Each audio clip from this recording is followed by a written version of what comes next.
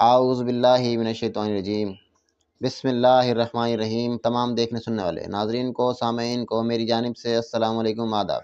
جناب آپ دیکھ رہے ہیں میرے یوٹیوب چینل تنویر احمد فارکیو۔ ناظرین آج ہم بات کرنے جا رہے ہیں پاکستان کی تاریخ کے پہلے الیکشن کے بارے میں۔ پاکستان کی تاریخ کا پہلا الیکشن کب ہوا اور کس سطح کا الیکشن ہوا؟ ناظرین 1947 اور 1958 کے دوران پاکستان میں قومی سطح پر کوئی بھی عام انتخابات منعقد نہ ہو سکے۔ صوبائی انتخابات بہرحال منعقد ہوتے رہے۔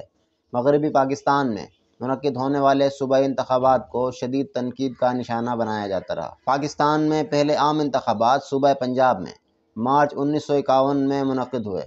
یہ انتخابات 157 نشستوں کے لیے منعقد ہوئے۔ کل 939 امیدواروں نے 189 نشستوں کے لیے مقابلہ کیا، جبکہ باقی نشستوں پر بلا مقابلہ ارکان منتخب ہوئے۔ ان انتخابات میں کل 7 سیاسی جماعتوں نے حصہ لیا۔ کل رجسٹر شدہ ووٹوں کی تعداد تقریباً 9 ملین تھی۔ ان انتخابات میں ٹرن آؤٹ بہت کم رہا۔ ناظرین لاہور میں بھی 30% ٹرن آؤٹ رہا۔ دسمبر 1951 میں صوبہ سرحد میں صوبائی انتخابات کا انعقاد کیا گیا۔ پاکستان کی انتخابی تاریخ کے عین مطابق ہارنے والے امیدواروں نے انتخابات کے نتائج ماننے سے انکار کر دیا اور مبینہ بدعنوانی اور دھاندلی کے الزامات لگائے۔ اسی طرح مئی 1953 میں صوبہ سندھ کے صوبائی انتخابات میں پاکستان مسلم لیگ کو شکست ہوئی اور بنگالی قوم پرست جماعت نے جیت حاصل کی۔